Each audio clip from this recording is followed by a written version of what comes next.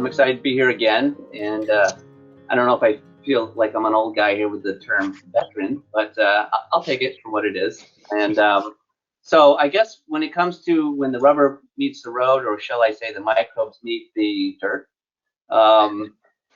it's when it comes to the real world applications of doing the soil food web approach, I've had the opportunity to work on some pretty big projects, but this was a great project here because really I hadn't really got involved in anything really big or large scale. Lane was talking a little bit about kind of doing a large scale applications, and so this was a great opportunity for me. And we had formed a group with Elaine. There's probably maybe a dozen of us back in the early 2000s, and this one individual, Ray Gore, I had met. He was one of soil food advisors, and I give him a lot of credit here on this PowerPoint because he did a lot of the legwork when it comes to getting all the data and also working with the farmers and getting the the testimonials, which we'll look at the very end here. So if you want to go to the next slide for a second. Sure. Are you able to?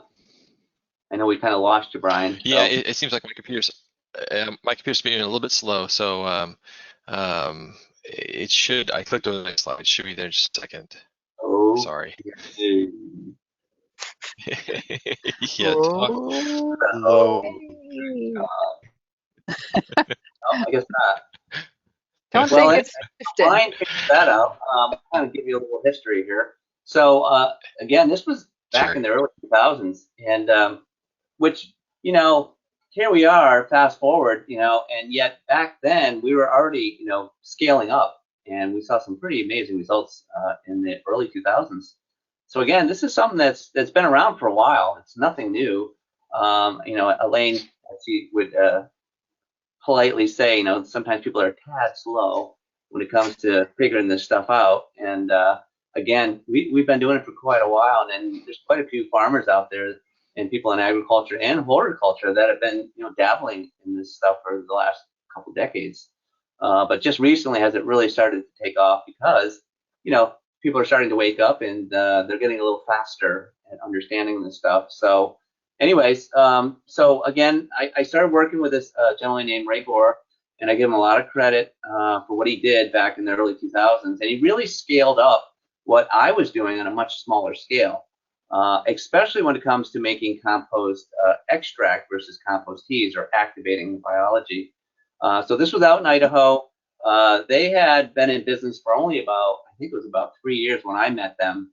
And within that 3 years, they were like a $500,000 business, and they had a few consultants. And all they did, which was kind of unique back then, is make compost extract, compost teas, and they consulted. That was their primary business. So it was really, fascinating to see how they scaled this up. And we don't have a lot of time to review the 50 slides that I have on this PowerPoint, but you can see in the foreground or to the left-hand side there, that's just one of the pivots that we were actually injecting the compost extract that was actually activated in that tank. And we were applying it anywhere between 5 and 10 gallons an acre. That particular picture is probably doing an active, and it was probably potatoes, if I can't quite see it. But anyways, and then we actually had a full-blown compost extract center, and we were making our own vermicompost, our own compost, and we were customizing it for some of the projects, and then we were extracting into large batch tanks that you can see in the slide there to the left of the service. There's probably I think those were 1,000-gallon tanks back then. Now we've been using 2,500-gallon tanks and batching up probably about 10,000 to 20,000 gallons a batch, or with the extractor, it's really continuous, so you can just keep making it. But I'm just going to talk a little bit about some of the projects that I was exposed to, like the pastures, the alfalfa fields, the potatoes, the beans. We were doing corn. I mean, they were into everything out there. But typically, probably their largest clients were the potato growers, being out in Idaho. So, but I saw some really amazing things when it came to the results that they were getting with just one application of compost tea and extract, and maybe some other nutrient applications. So, Brian, if you want to just go to the next slide for me. Sure. I think I have about a 10-second delay, so I'll try to interpret Okay. for Your timing right. Yeah. So The next one's come up is the sugar beet production is where you're at. yeah. So we were, one of the things that was kind of neat that I was involved in like a second and third shift. We were actually producing. We had to produce so much extract that we had a guy come in the evening and a guy come in at night, and we were producing. I think one day we got up to 50,000 gallons, and because the tanker would come, we had a 3,000 or 4,000 gallon milk truck that was converted to the extract, and that basically would pull up, and we'd have to fill it up, and we'd empty out all the batch tanks, and then we'd have to start another batch when he came back. But that particular truck would go out and service maybe like a dozen 500-gallon cone bottom tanks that actually had aeration in it, like you saw earlier with that pivot. That was actually one of those 500-gallon tanks that was at one of the farms that we would service with the extract. And then we'd add some food, and then we'd activate it, and then it would had a timer, and it would automatically inject into the pivots. So that's what you saw earlier. So here on the left-hand side, we had some conventional sugar beet fields, and they were producing about 26 tons an acre. And basically we're looking at between 12 and 14 for the bricks. And then after just one application of 7 gallons an acre of compost tea. So when I use the term compost tea, it's an active versus maybe it would say an extract. So just by definition, this was an activated extract. So that 7 gallons is activated, just for defining here. And so that one application, the next time they harvested, they got 37 tons an acre, and that bricks level had increased from 13 to 14 to over 18. So that was, a 42% increase in just the sugar content with that one application. So when I started seeing this stuff, I said, there's definitely something here. So, it really, I figured, I got to get involved in this and see, what is it these guys are doing, and, how are they doing it on such a large scale? Because that's the future of agriculture as far as I'm concerned. And even back then, I kept thinking, there's going to be a paradigm shift. It's going to happen. And it's just a matter of when, not a matter of if, right, Elaine? So anyways, if you want to move on to the next one for me, we can see what's next here. But it was really exciting to see this whole process scaled up the way that they had scaled it. And they were really efficient at it. And one of the things that made them so successful was their consistency with quality control, disinfecting and cleaning, and microscope work. We actually hired a full-time lab tech. His name was Shindrapa. He became a friend, and he ended up coming to work for me for a couple of years. So we were testing everything. We were testing the extracts in the batch tanks. We were testing the extract in the sprayers. We were testing the extract coming out of the sprayers. We were testing the soils 2 weeks later. So, how do we know if it worked? Well, we were testing it. So that's how we knew. So on the left-hand side, this was alfalfa. So it was really interesting, the alfalfa fields out there in Idaho. If you look in the horizon, you could see really healthy spots and really unhealthy spots. And then when you'd walk down these fields, you could see all the unhealthy areas, how anaerobic and compacted these areas were, because we were looking at it with a penetrometer, and we would only get maybe 4 or 5 inches. And, the areas that were nice and green and plush, the penetrometer would go right in. So it was really obvious, not only with the penetrometer, but also visually. You could see how the alfalfa was stunted.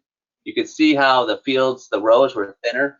And so, the penetrometer was just a great tool to monitor this compaction in the soil being so compacted and anaerobic. So then, again, this was just one application of 20 gallons, and the ACT is an activated compost tea, and 5 gallons of organic gem. And so what organic gem is, just a fish hydrolysate. That was the company they were using back then. And then this particular field, they actually had the opportunity to put about 0.5 ton of compost. They actually had compost made, and I doubt very much it was a biocomplete back then, but it was, I think it was pretty sure it was a poultry manure that was composted. And then there was also, they used, I think it was 2 gallons, it looks like, of liquid calcium and boron, which was something that showed up very deficient in the soil test.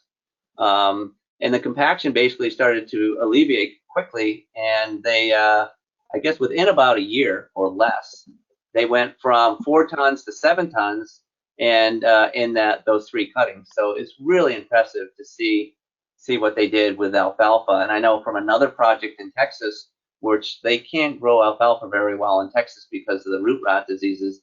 There's a few folks doing the soil food web approach down there, and that was back in the early 2000s. And they were actually able to get 3 cuttings down there in Texas with alfalfa because they were applying the liquid biological amendments, the compost teas and the extract. It was really impressive to see how they had, kept the root rot disease at bay with the alfalfa. So I don't know if you folks are familiar with the root rot diseases with alfalfa and further down south, but it's a real issue down there when grown conventionally, not so much regeneratively. So, Brian, if you want to move to the next one. Sure. It's going to be going to grasses next. Yeah, Sorry so for the delay. pastures has been really interesting and really fun to work with. I think they're probably one of the easiest crops to see an improvement using the soil food web approach, because it's pretty resilient. But at the same time, when you manage pastures with synthetic pesticides and fertilizers, you can really see how stressed out these properties get. And the thing that when you really notice it is when the stress and strain comes in, the hot weather or the humidity or the excessive rain. That's when these pastures really fall apart that have been managed chemically or conventionally. But anyways, this was a field that was actually being managed by SSI. That was actually one of the Horizon Dairy fields, and they had a pretty big project. I think it was a 3 to 5 year project. And most of you might be familiar with Horizon Dairy, but they're an organic company. They've been around, one of the oldest organic companies around when it comes to what else do they produce? Obviously yogurts and milks and dairy and so on and so forth. But we definitely saw a big improvement when we started managing it organically or sustainably with regenerative practices like the compost teas and the extract. But high feed value in the tea areas was really obvious to us, and they increased their protein content in the grasses from 4 to 6 and even 10%. And I think there might be another slide here with that pasture. It shows the pasture in the background, the one that was being managed chemically. It was kind of. Is there another slide to here? I think there is. It's on its way. Yeah. Yep. It's on its way. Yeah. So this is a good picture because you can see. There it is. So this is one of Horizon's Dairy's, one of their many fields that we were managing biologically. And so that control pasture on the left-hand side, they were trying to manage it organically by putting 8 tons of manure, which was probably completely putrefied and really high in phosphates and nitrates, and gypsum. And obviously they weren't getting very good results with that, if any at all. Probably make things worse, if anything. But in the control, you can see in the foreground was the control, and in front of us we can see the managed biologically. So they were applying 20 gallons an acre of the activated compost teas with fish, 6 gallons of fish hydrolysate, and basically the weight gain again was like 25% or more. The only complaint they got was that they had to bale. It was excessive. The client wasn't used to obviously baling as often because the crop is growing so much better and so much healthier. So that was their complaint mostly.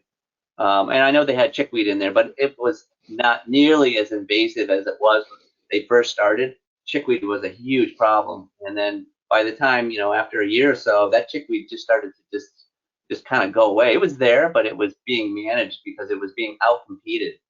This is all about competitive exclusion when you manage the intended crop, especially when you do it biologically.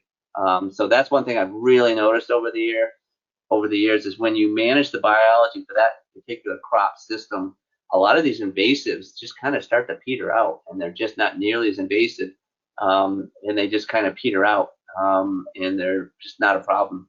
But we sometimes we have to transition and manage some of these weeds chemically, but very minimal and only spot treating. And that's something we talked about, I think, last time.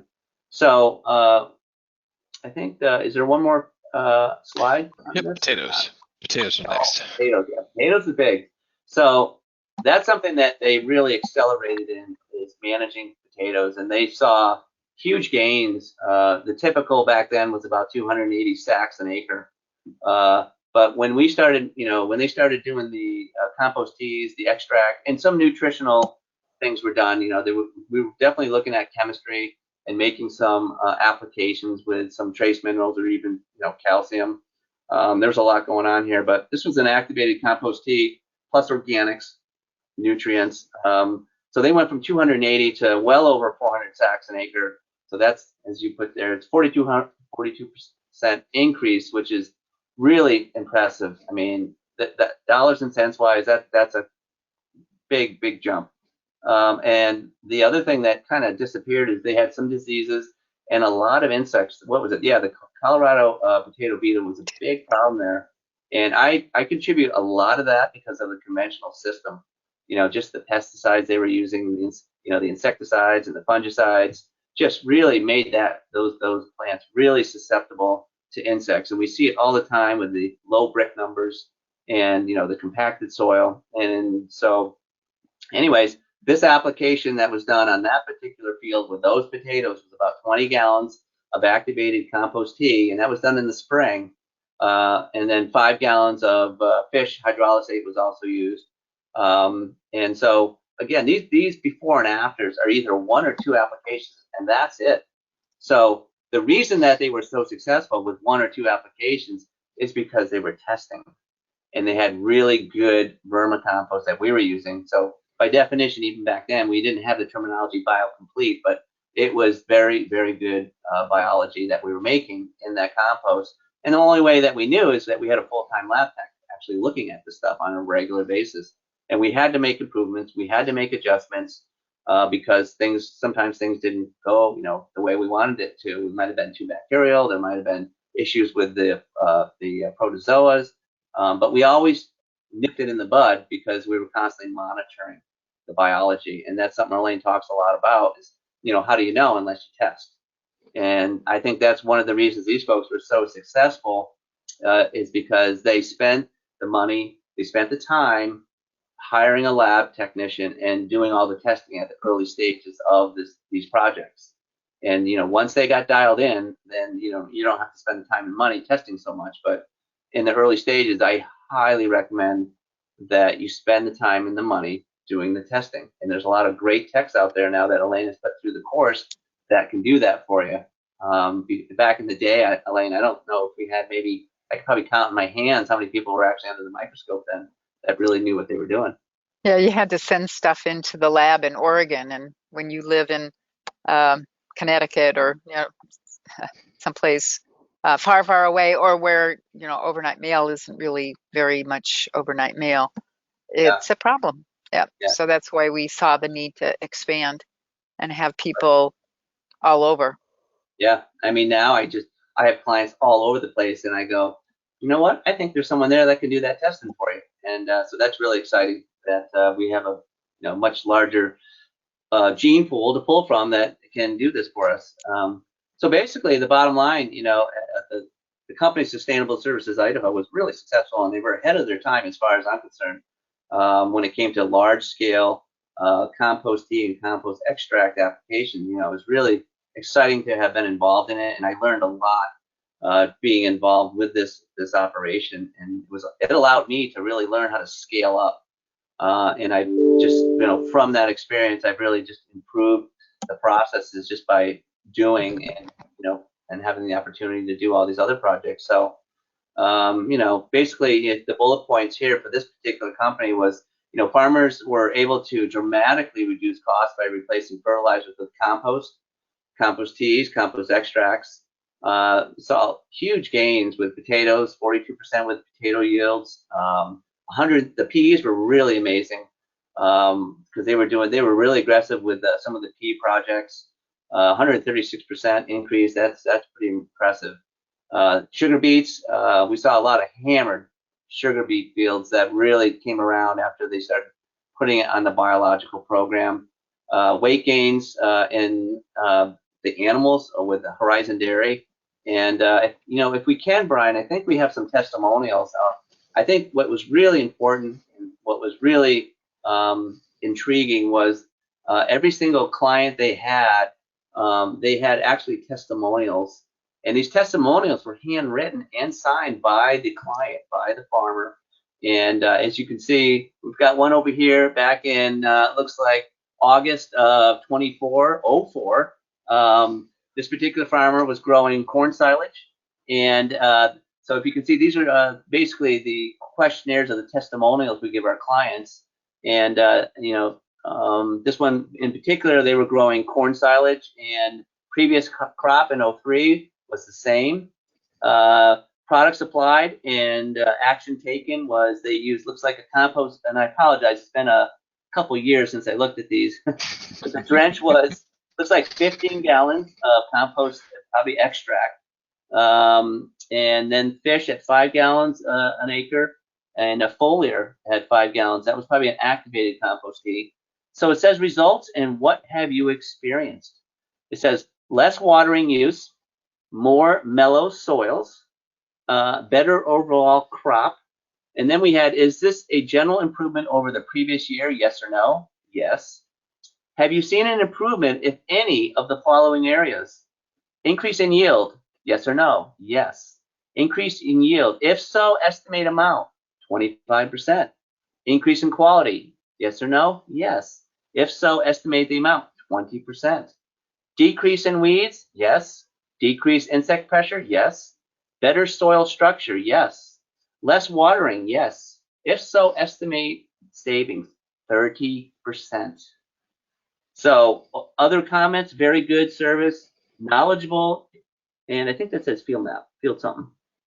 Anyways, Field man. yeah. Hey, and then so here we got another one from around the same time. Looks like alfalfa. I think it was probably that alfalfa field that we were just looking at. The previous crop was the same.